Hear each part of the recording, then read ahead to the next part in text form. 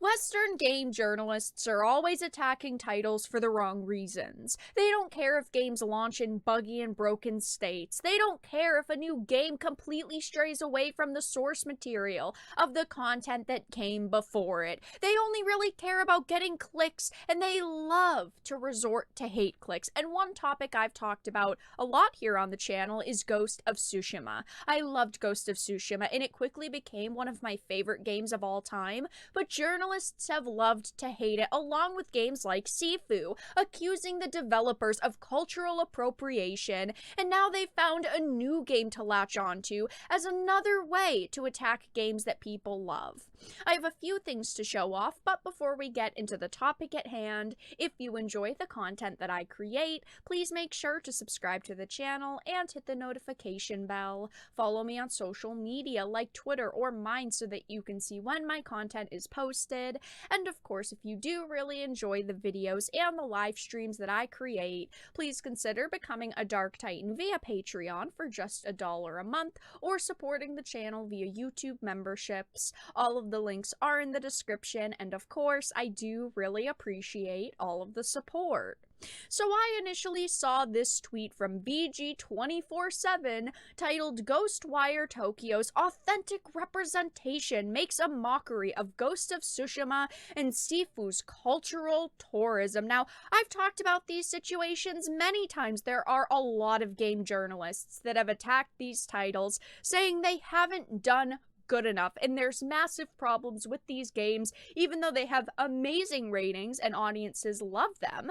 But this is the newest situation that VG247 has conjured up. Ghostwire Tokyo's authentic representation makes a mockery of the cultural tourism of these other games.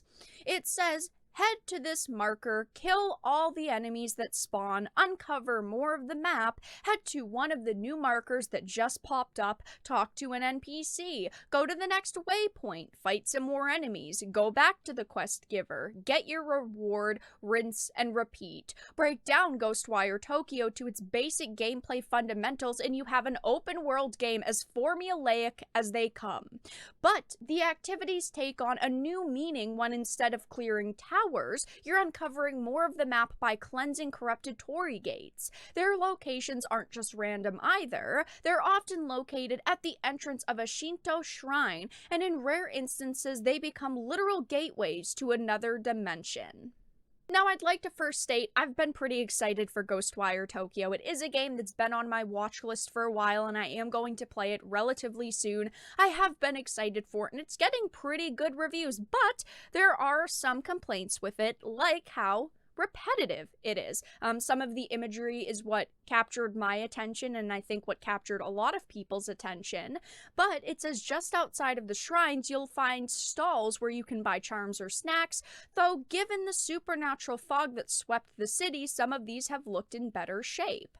Likewise, those rudimentary fetch quests take on more significance when they draw you into discovering the many yokai of Japanese mythology that have interwoven themselves into Japanese society. In Ghostwire Tokyo, they take on different roles, from threats to collectibles, merchants to quest givers. Then there's just how it all looks as well. A beautiful recreation of a new-gen Tokyo that would make Yakuza's RGG studio sweat. All of these things make Ghostwire's world come alive, ironic for a game where everyone has been spirited away. And as you all can probably tell, this is clearly a puff piece for Ghostwire Tokyo. And if these writers like this game, that's awesome. They should cast a positive light on it, and they should cover it in a more positive way. Do not get me wrong. But the problem I have is how they go upon doing so in the next sections, where they talk about other games and how they're just not good enough. It says it's also a kind of cultural specificity that could have only come from a Japanese developer like Tango Gameworks, a studio that runs wild, reveling in its Japanese identity and all of its nuances, a welcome departure from trying to play towards Western audiences hungry for more survival horror. Now, I take a little bit of offense to this statement with the games that they compare it to, like Ghost of Tsushima and Sifu, because those games did an amazing job at respecting the cultures they were showing off. It says the richness of Ghostwire's setting only shows up the shallow representation of the likes of Ghost of Tsushima and Sifu, games set in Asia but made in the West primarily by white folk. Regardless of their intentions, what we get is superficial cultural tourism at best, and games that play into pre-existing stereotypes and cliches.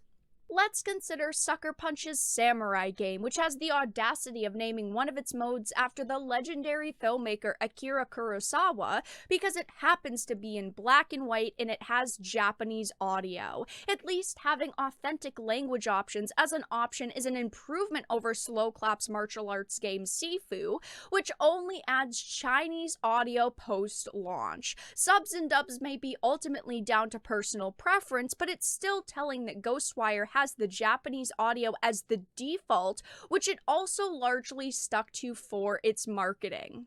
So this is their strategy. They're propping up this one game by pushing down others. Like I read, they're saying, oh, the teams behind the other games aren't diverse enough and there's too many white people behind them. But it shouldn't matter where someone is from or if they have a specific background. What matters is they're putting in the time to research topics and understand the material they're working with. That is all that should matter. But of course, to game journalists, that's what they care about covering.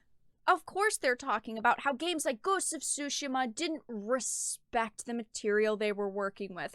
Oh yeah, clearly they did such a bad job with Ghost of Tsushima, right guys? Because the Ghost of Tsushima devs to be made permanent ambassadors of the real island. This was back from 2021. It's like these journalists do not do their research. It's like they forgot about situations like this. When you start attacking games, people are going to find ways to fight back. And you're going to attack Ghost of Tsushima for not doing a good enough job. Well, there are plenty of people that think they did a good enough job and they were respectful enough. It says the game director and creative director will become permanent tourism ambassadors of the city of Tsushima in Nagasaki, the island announced back in 2021. There was a ceremony for it as well that was held digitally, and the pair was presented with an award and a letter of appreciation. It says the Tsushima mayor explained why the pair have been awarded with the honor. They said that they spread the name and history of Tsushima to the whole world in such a wonderful way. Even a lot of Japanese people did not know the history of the Genko period. When it comes to the world, the name and location of Tsushima is literally unknown, so I cannot thank them enough for telling our story with such phenomenal graphics and profound stories. This is why I loved this game, because they did do a good enough job. They did a freaking amazing job.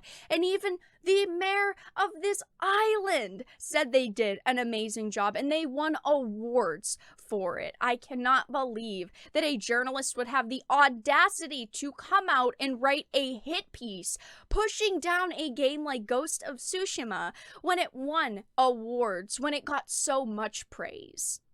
And I wanted to go to the VG247 tweet because, of course, people are roasting them. Of all of the things to go after, you chose GOT, winner of Famitsu's Game of the Year and got a perfect score, have devs awarded by the actual island, and have a product beloved by actual Japanese people and still call it a mockery? Con.